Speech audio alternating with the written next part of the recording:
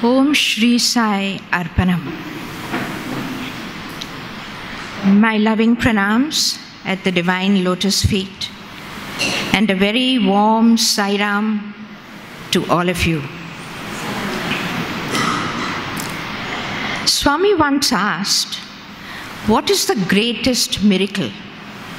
And he said, the greatest miracle is that all of you have been born contemporary with me. In the entire recorded history of mankind, there have been two Purna avatars, Lord Krishna and our Sai. What an exceptionally rare opportunity given to all of us in our times to experience the avatar through his form as well as in our hearts. My journey with Sai and to Sai began in May 1970. My mother had read an article and she said to me, I think this is the one that we have been looking for. Later, we heard that Swami was coming to Mumbai and to Dharmakshetra. So we came here on the day that he was due to arrive. I must say that at that time, I had not read anything about Swami, nor did I know the significance of the word avatar. Swami had motored from Bangalore to Mumbai. He alighted at the gate itself and slowly walked up the driveway, which was lined by hundreds of devotees.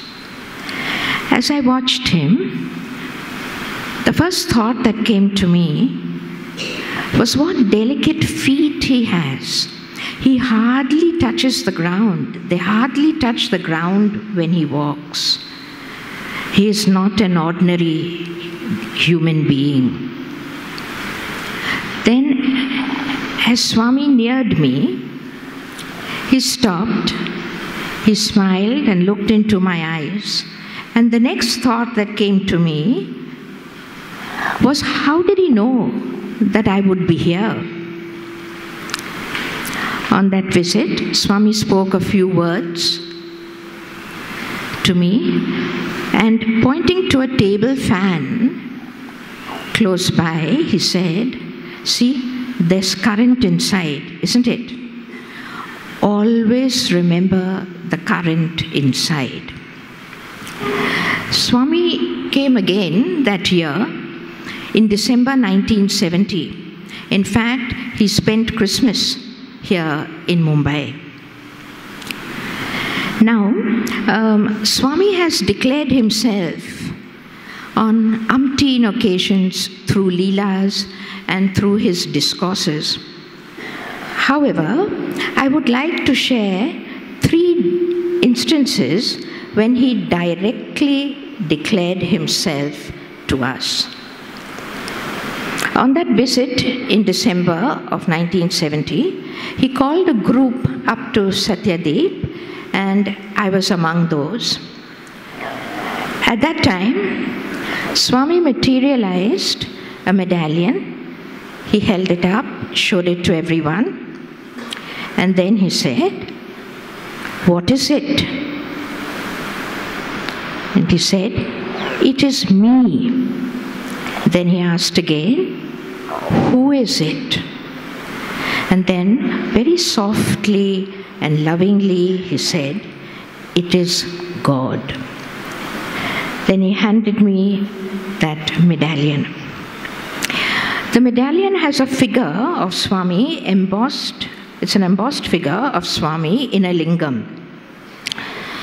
At a later stage, Swami explained that the 3-tiered base beneath the lingam signifies the 3 gunas. They should be balanced so that one can transcend them and reach the goal at the top. Now, beneath this lingam, there is the flower, fruit, leaf, and water, which are the traditional offerings. Swami, speaking about them, said, "See, I have everything in the palm of my hand. I don't need anything.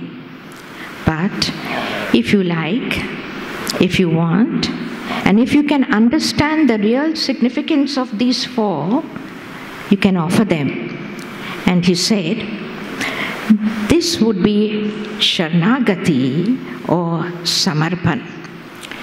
Then he explained that the leaf is the leaf of the human body.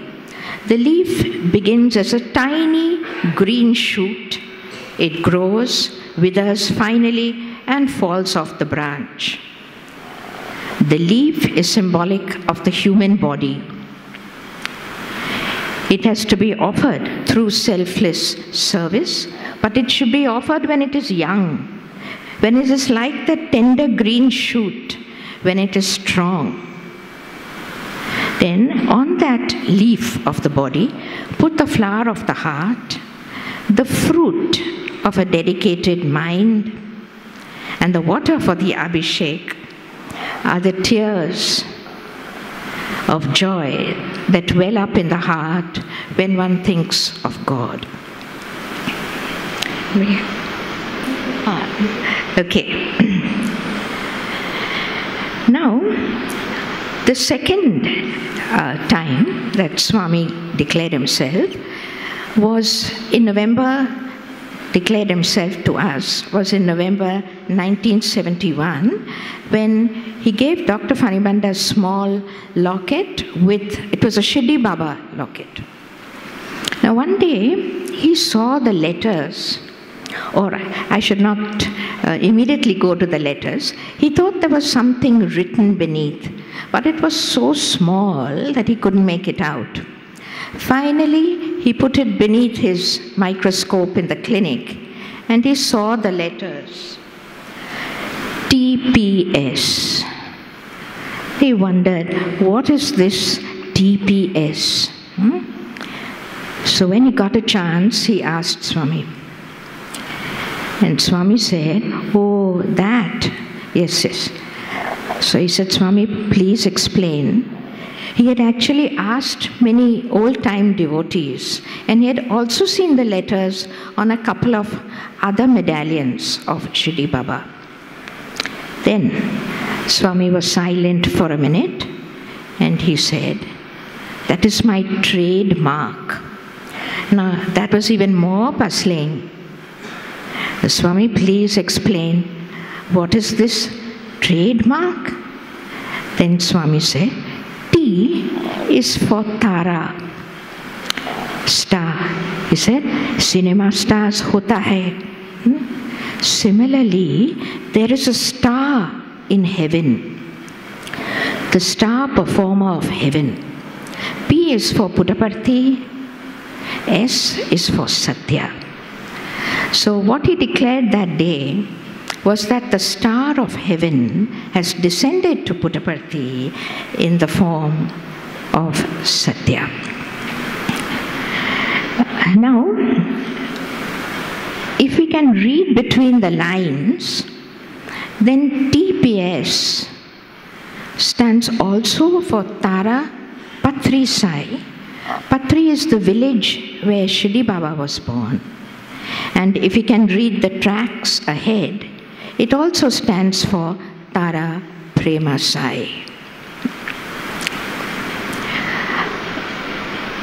There is a prayer that Zarathustra recited to Ahura Mazda, and it's interesting to note that he said, O Lord, when I first conceived of Thee, I regarded Thee as the first actor in the universe.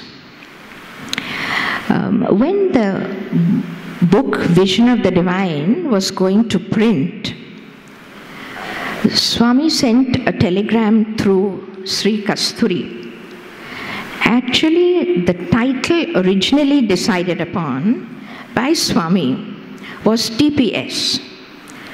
But then afterwards, Sri Kasturi said, Swami asked me to send the telegram and tell you to change the title to Vision of the Divine, because he said when people see the book, they will be puzzled. What is TPS? So first, let it be a vision of the divine. And the third time, November 1974, the birthday celebrations had just ended, and Swami was leaving for Vrindavan. And he called doctor and he said, follow my car closely. You also come with me. So we did. Swami was seated in the back seat with Dr. C.G. Patel and Dr. Bhagwantam. And in the front seat was Karunyananda, C. Srinivasan, and one D.V. Ramarao, who was at the wheel. Now, after about an hour and a half, we noticed that Swami had leant his head against the back seat, which seemed very unusual. Then, after a little while, he put his head down on Dr. Patel's shoulder. Then, within a few minutes, the car stopped. Karunyananda, D.V. Rao were put into some other cars behind. C. Srinivas took the wheel, Bhagwantam came in the front, and Swami lay down on the back seat next to Dr. Patel. By now, I was a bit frightened, I was a bit worried as to what had happened. After some time, the sun set. The journey began in the afternoon around 4:30. The sun had set. We were nearing Chikbalapur when Swami got out of the car. He walked straight to our car and then suddenly ducked his head inside. There was an oncoming truck with full headlights, and Swami said, I don't want to be seen by the occupants of that car. And then he said, why are you frightened, so frightened? He said, see, I am Ghosha. Nothing can happen to me. Nothing can touch this body.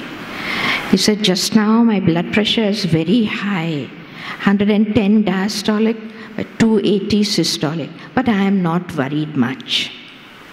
He said, see my arm, there's numbness in my arm, but it's all right.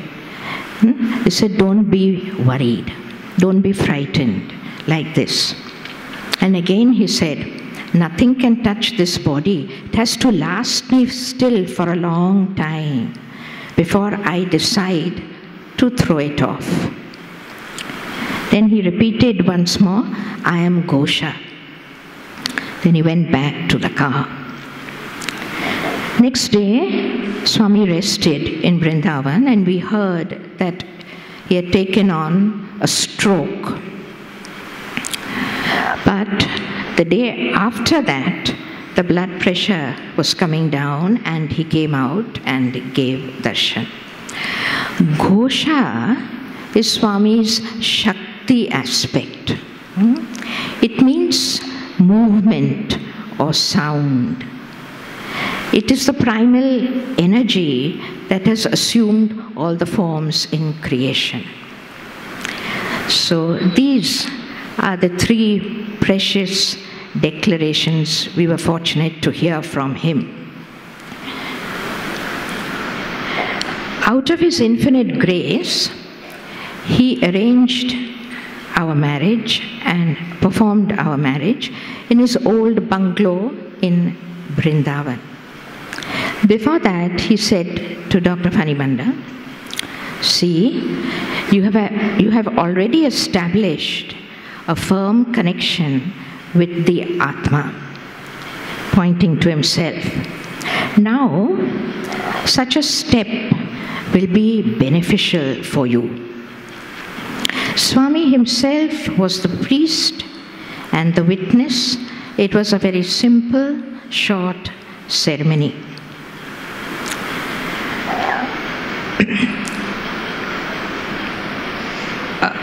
During that time, Swami gave a small discourse on what is marriage.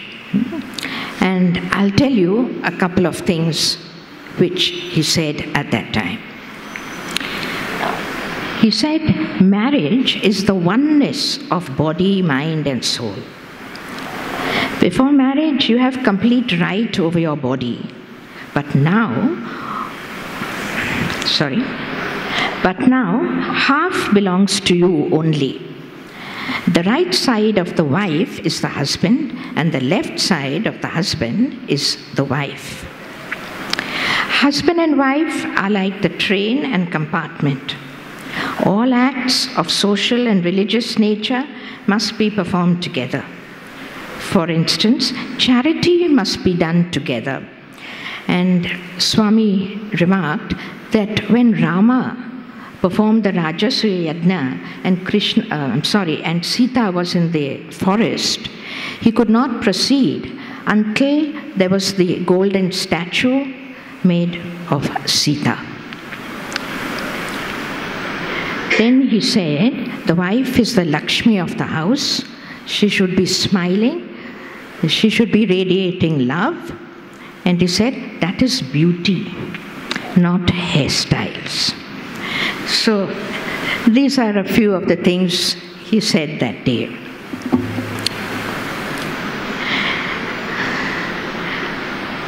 We were supposed to perform, we did, a Narayan Seva with Swami after the marriage.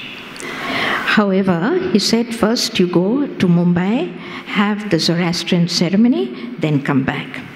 When we returned, Doctor went to the canteen to make the arrangements, and he was told, Swami has already performed the Narayan Seva in your absence. So he said, oh, okay. And he tried to settle with the canteen. The canteen said, Swami has already sent the money.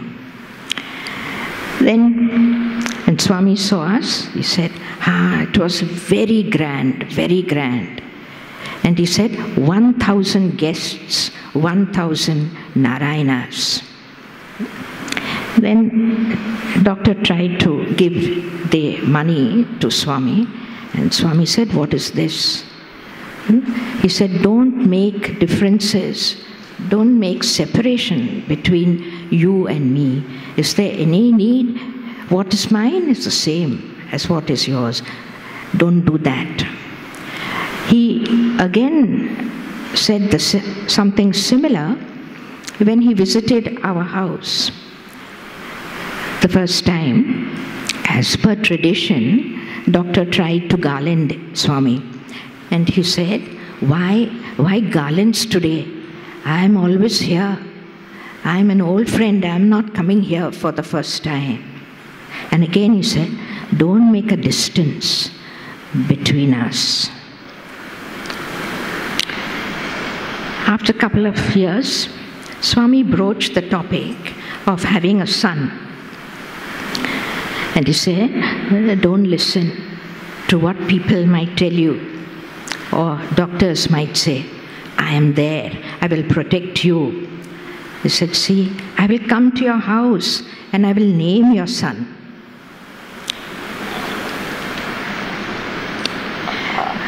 After that, Swami kept asking, you want a son or a daughter? Son or a daughter? We kept saying, Swami, whatever you want for us, we have no preference which is separate from yours. Then, when I was in my 4th month, he said, say now, I can still change it.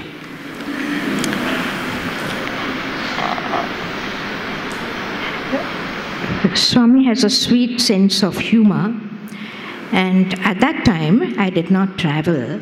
And when Dr. Fanibanda used to take leave of Swami in the veranda, he would say, ha. He would put his hand on his stomach, on Doctor's stomach, and say, kitna mahina? Or he would say, when are you leaving? Swami, Sunday. Ha, Sunday. Now, Swami had said that he would give Vibhuti Prasad before the delivery. After some time, after some months, I had a dream in which I'm sitting in the darshan line, Swami is giving darshan, and he's telling a person sitting next to me, she's worried, but I will keep the baby small. Within a few days, the twins were born. Now, after birth, they developed postnatal jaundice. And the bilirubin levels were rising higher, and the doctors had said they might have to do a transfusion.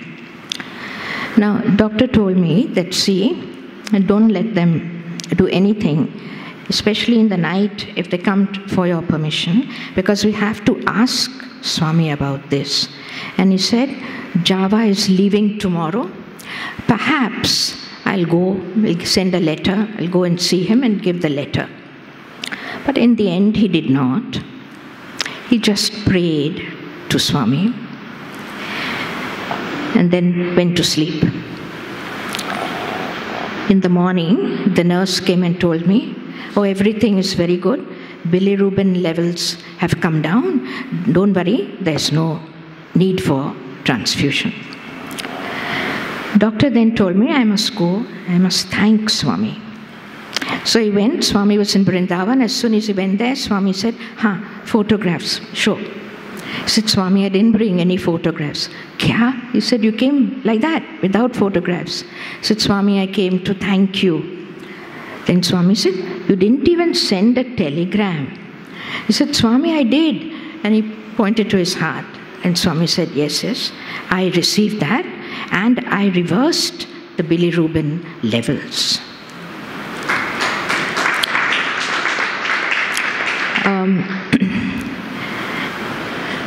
Maybe even little babies have their share of adventures. Because when they were around 3 months, I was at my mother's house. They were in small cradles, which were at a height of about 4.5 feet.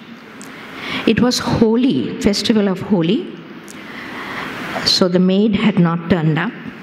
And my mother said, I will help you, don't worry. Now, suddenly, she felt faint. And she collapsed. And she reached out and held onto the cradles. She tipped the cradles over, and both the babies fell down onto the floor. Now, one can just imagine dropping a 3-month-old baby on the floor. But there was not a scratch or a bruise or a mark on their bodies to tell the tale. Swami did come to our house to name them as he had promised. And he said, Kya hua? Holy day, kya hua? Then he said, see, my hands and feet are everywhere to protect you. At that time, one of them had developed a hernia. So the doctor had been after us that you must get it operated. Why are you waiting? It might become an emergency. And Swami came. I asked him, told him, Swami, this is what it is. Swami will do something. The Swami just nodded. And after, gradually, few weeks, few months, and the hernia slowly vanished. Now, another bit of humor. You know, Swami used to give this example sometimes in his discourses. He used to say that man takes on a lot of responsibilities and burdens. And then he said, see, when one is a bachelor, one moves around freely, one is carefree. Later the wife comes, and there's a little more worry. You think, I am out, the wife is alone at home. And he said that now the man has virtually 4 legs. Then the legs increase. So Swami used to have his own little joke, his own little way of asking doctor, when he had come, whether I was also with him. So in the veranda, he used to do. So when we finally brought the children, they were 3, and he asked doctor the same way. And doctor said, Swami, 8. The twins are also here this time. And then Swami said, very happy, very happy. And he started telling everybody on the veranda, see, I have given him double promotion. I have given him double promotion. Now, Balvika's children from Swami's Institute, and children of devotees, they all have this opportunity of growing up with God. So I'll narrate a couple of childhood instances. The first lesson they imbibed at his lotus feet. You know, Swami uses little situations to teach a spiritual truth. And the girls used to ask me, Mummy, who is older? And I used to tell them, see, neither is older, neither is young. Because twins start life at the same moment. But their friends used to ask them, but how is it? Somebody has to be older. How can you say? You can't say that. So when Swami called us, he was talking to them. And I said, Swami, you know, this is a big dilemma. They never know what to say. So Swami said, oh, is that so? Okay, tell me, who is older? And the one that was born first, 12 minutes earlier, she immediately said, I'm older, Swami. Then Swami said, no. Swami said, I is not young and I is not old. I is everywhere. Then, with his divine diplomacy, he said, see, the one who is more obedient, who is more self-controlled, who has more discipline, that one will be older. I will see. And then he said, see, even if one is young, but if one has extraordinarily good qualities, you will see that people always offer their namaskar to that person. Doesn't matter about the age. So this is how spiritual age is measured. Then Swami pierced their ears and he kept on asking questions. How old are you? What's your name? What's your mother's name? Etc., etc., etc. And then once the little wires which he had materialized were firmly in the ears, he turned to me and said, that was my chloroform. And then he asked, are they doing bhajan? I said, yes, Swami, they are doing little bhajan. So he said, I know, I watch. And then he sweetly said, little bhajan, little bhojan.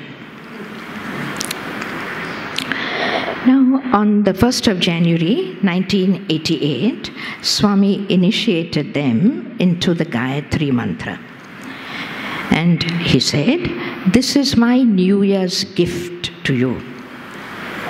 And after that, he materialized a very big laddu, about 6 inches in diameter. And then it was broken and given to everyone present. Since we're talking about the Gayatri, I would like to mention 2 aspects taught by Swami. The Gayatri, as we know, has 2 aspects. One is chanting and the other is practice. Chanting we all know about. Now, what is the practice? Swami explains that this is something which must be an intrinsic part of one's life, and it must happen every day along with the chanting. Now, at the root of creation, there are two things. One is love, and one is harmony of thought, word, and deed. Love is the source. And Swami has said that the creation has come forth through God's sankalpa, His karma. Here, karma is not work. Karma means vibration or movement. And it is accompanied by sound, Shabda Brahman, that is Gayatri. All the three happen simultaneously. This is the harmony of thought, word, and deed. So since the creation emanated from that, it is an inseparable part of man's nature, this thought, word, and deed. And it is the thought, synchronization of thought, word, and deed, Swami says, that takes you and merges you in Brahman. You may know Brahma Vidya, but if it is not accompanied by tapas, he says it is the tapas, the harmony of thought, word, and deed that will take you and merge you in Brahman. Now, not very long ago, Swami gave this explanation to a devotee. And he said, this is the practice of Gayatri. This is the essence of the Gayatri. And this is what Swami said. It's like this. He said, you pray, O Universal Mother, I pray to you to flood my heart with pure love. Let this love then stimulate pure thoughts in my mind. Thereafter, let those pure thoughts of the mind be converted into good and loving words spoken by me, and also good, selfless and loving actions performed by my body, for the good of everyone, everywhere. So that is the essence of the practice of Gayatri. All that we do should be suffused with love. Love is the source, love is the path, love is the goal. As nature, Prakriti, and man came through the harmony of thought, word, and deed, he has to go back the same way. That is why Swami says, the proper study of mankind is man. And then he says, what is it? Harmony of thought, word, and deed. One more. Swami put the girls into his high secondary school, 10th and 12th. I'm sorry, for 11th and 12th standards. And before they joined the school, he called them and he said, yes, see, I know you have a lot of attachment for your mother, but she is only the physical mother. I am your real mother. I will look after you. Don't worry. And this is where they really learned to rely on Swami.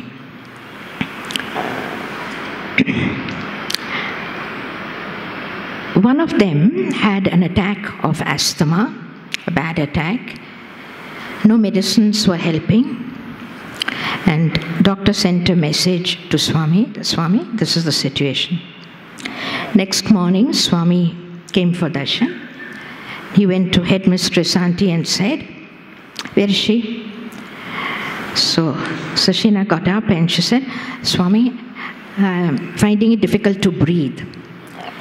Now, she had thought, she had felt that there was some smoke in the atmosphere and that was making the asthma worse. The Swami smiled and he said, See, no smoke comes in the dormitory. Only breeze, good breeze comes. Smoke? Says, smoking only your husband does. Then, of course, everyone on the veranda laughed, and Swami told her, take namaskar. Now, on the way, she had found it difficult to keep pace with the other girls. But on the way back, the asthma had disappeared, and now she could walk fast along with them.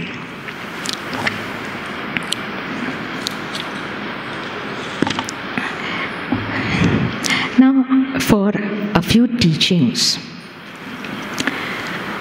In the old days, Swami used to take devotees to the Chitravati river and give them the Amrit which he materialized. One year, he gave a discourse in the mandir, and he ended by saying, I know all of you are very disappointed. Swami didn't take you to the sands of the Chitravati, but henceforth, my message and my teachings are my Amrit. So, a few drops of Amrit. Now, sometimes Swami would permit us to ask some questions, and he would talk some spiritual matters. And we would sit at his feet, and he would look down and say, yes, this is Tvam Stan. This is your place. And pointing to himself, he would say, this is Tat Stan. Tvam Stan can ask. Tvam Stan can question. Tat Stan must always answer. But he said, through inquiry, finally, Tat and Tvam have to become Tat Tvam Asi. So, this is how we used to ask Swami questions. Now, he explained very nicely the Asatoma prayer. He said, you chant Asatoma. The way he explained it, it was like a brief synopsis of the path to immortality. He said, Asatoma Satgamaya. He said, see, the world, it is perishable, it is impermanent, it is asat. He said, first you must cultivate renunciation, you must cultivate detachment. That is the first step. He said, you cannot hope to reach Sat if you hold on to Asat. So detachment and renunciation have to be cultivated in the mind. He said, see, you may be in a particular job or position and you want to get into a better job or a higher position. He said, first, you have to relinquish that job. You can't still be in that same job and have a better job. So similarly, you want to reach the Sat, so you must relinquish Asat and know the truth. Then, Tamasoma Jyotirgamaya. Tamas is ignorance. All sadhanas which you do should help you to get rid of this ignorance. So he said, as long as there is ignorance, you will not be able to experience the self-effulgent Atma Jyoti. So you must get rid of ignorance. That is the second line. And finally, he said, through a spiritual life, through an adhyatmic life, you must reach out and you must get what you are heir to. You are all Amritasya Putrahas. It is your right, it is your destiny. So, Mrityorma Amritam Gamaya. Then he spoke about the relationship between God and devotee. He said it's an inseparable relationship. Both are one. But he added, see, the devotee should always say, Lord, I am yours, I am yours, I am yours. And God will say, yes, you are mine, you are mine, you are mine. The devotee should not say, you are mine. And then he explained, he said, see, there are the waves and the ocean. Okay? The waves cannot exist without the ocean, but the ocean can exist without the waves. Therefore, the waves can't say, you are mine, you are mine. If there's no ocean, there are no waves. Similarly, if there's no God, there is no devotee. So he said, there's an inseparable relation, inherent relation of oneness. And since we are one, there's no meaning in saying to God, you are mine, because we are not two. So he said, the devotee should say, I am yours. Then we have heard that a Purna avatar has 16 colors. But we didn't know what these 16 colors were or are. And who better to explain but Swami? So we asked him, what are these colors? What are the colors? And Swami said, yes, I will tell you. For the purpose of easy understanding, we will divide the colors into 3 groups of 15 Shaktis. I'm sorry, of 5 Shaktis. 3 groups of 5 Shaktis. So what are the 5 Shaktis? Srishti, Sthiti, Laya, creation, protection, dissolution. Tirodayaka. Tirodayaka means assessing all the past existences. And finally, Anugraha, which is special grace. Now, these 3 groups of 5 pertain to the past, to the present, and to the future. They point to Swami's omnipresence in all the 3 periods of time. And since he is present, and thus being present everywhere, he is also beyond time. And this is the reason why he has instant knowledge of everything at all times, at all places, under all circumstances. Then he said, so we had 3 groups of 5, which was 15, functioning in all the 3 periods of time. And then Swami said, the 16th is Sat. I am.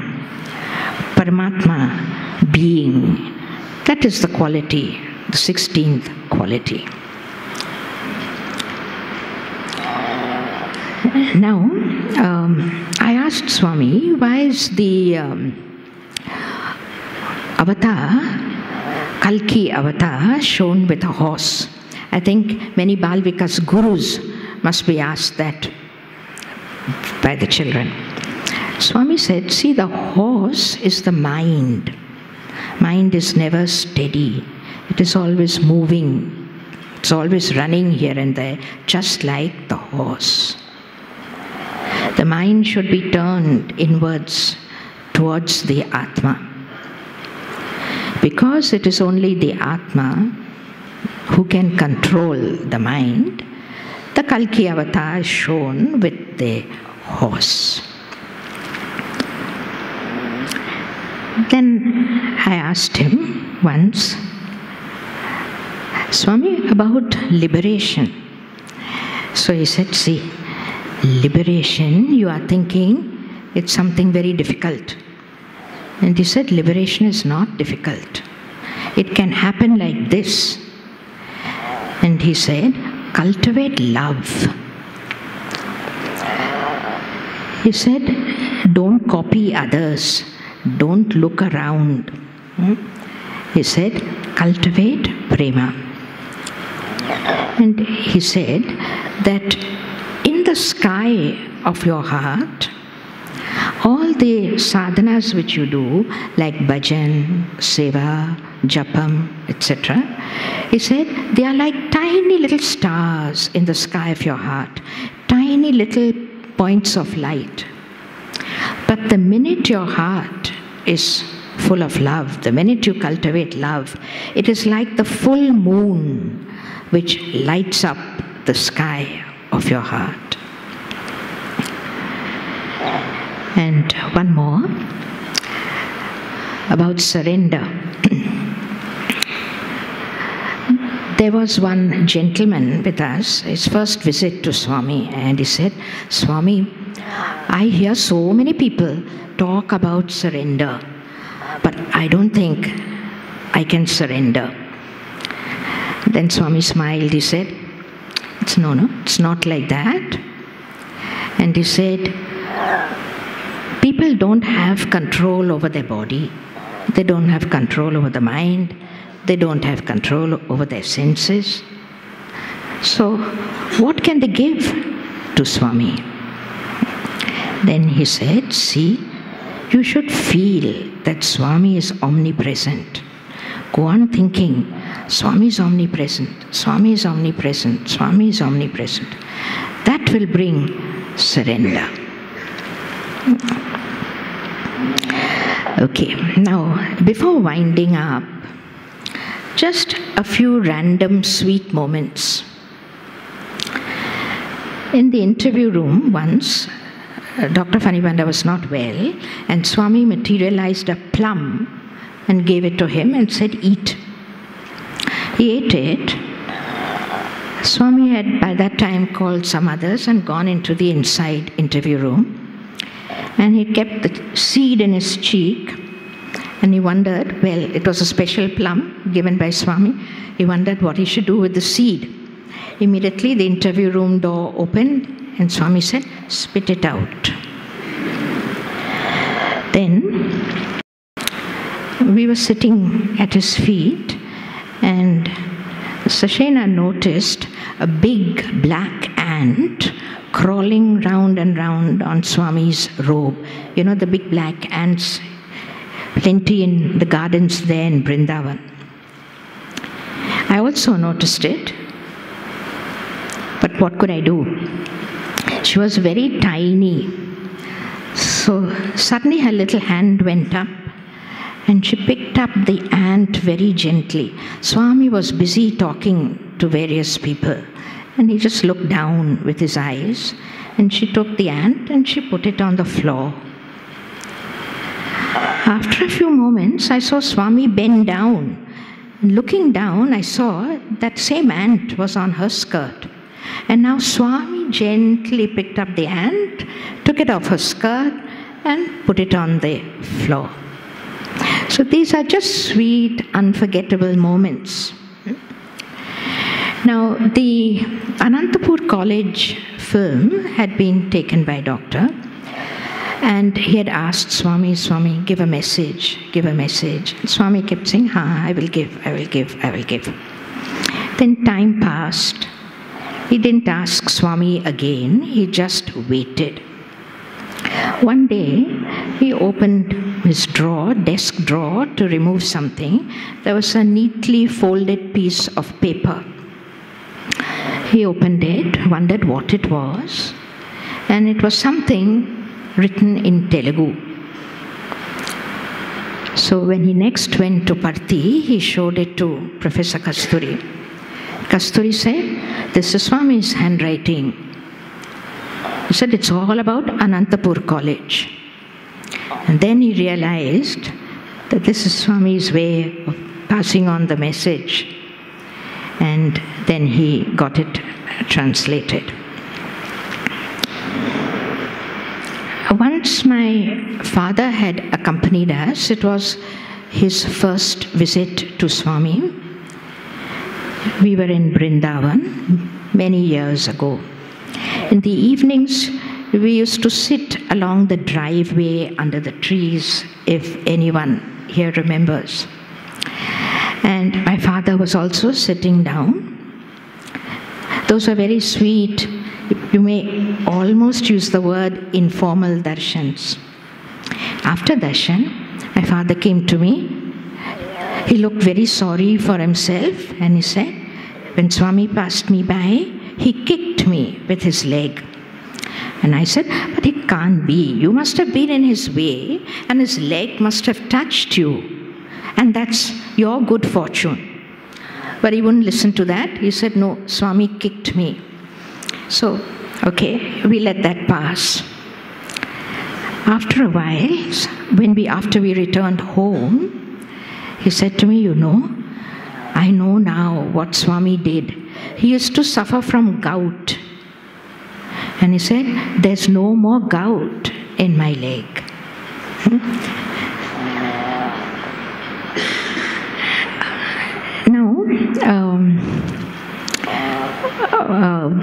During Swami's 50th birthday, before the 50th birthday, Swami requested doctor to blow up a photograph and put it in the mandir. Now, this was, last but one. Swami selected this photograph himself. It was taken on the steps here in Dharmakshetra leading to the Jalan Mandap. So this was duly installed in the mandir. Now, after a few years, Swami said to doctor, you know, the devotees must have mentioned to Swami, Swami, you're looking down in the photo. We should be able to see your eyes. So he said to doctor, you know, that photograph, can you just do one thing? The Swami, tell me. So, just make me look up. So he said, Swami, that only you can do, not me. And he said, Swami, if you like, we'll make a new picture and you pose for the picture. Some time later, Swami gave the photograph of his choice in Vrindavan. And that is the present mandir photo. Coming to a small incident, post-Mahasamadhi, in 2016, I had to have a surgery and arthroscopy was performed on my shoulder, which had been injured. This was done at the Ambani hospital. Early in the morning, when I was being wheeled into the operation theatre, we were just at the lift when one nurse came running and she put a band on my wrist.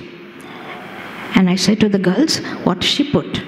And they said, no, she has written your identity. It's an identity band. I said, does she know my identity? What has she written? I am I. So as we were joking about it, suddenly they said, see, Mummy, Swami's picture. And there was a small table near the lift, and on that was a desk calendar with a picture of Swami in Abhayahasta. Now, when we came, it was not there. And the girls had gone down, up and down by that lift from the floor on which my room was many times. And we realized that it was only there now. In fact, they asked a few people and they said, no, they don't know how it came. And it's not on any of the other floors. And then the day, 15 days later, I went to get the stitches removed. And there was a Ganesh idol in the niche in the foyer. So I happened to be waiting there opposite the Ganesh statue. And I closed my eyes and I started chanting the Ganesh Prarthana. When I opened my eyes, there were quite a few people in front of me. And I saw a big marigold flower rise high up into the air. Later I realized that otherwise, if that hadn't happened, I wouldn't have been able to see the flower had it just fallen off the table. So it rose very high in the air, and I watched it, and then it fell a few feet in front of my wheelchair as though someone had thrown it. So Swami is very intent on making us remember what he has been saying for so many years, that I am always with you, in you, around you, above you. To conclude, all I can say is that I'm sure all of us here cannot put into words the sense of gratitude we feel for having experienced Swami's divine love and for being part of his greatest miracle. Sai Ram, thank you for your patient listening.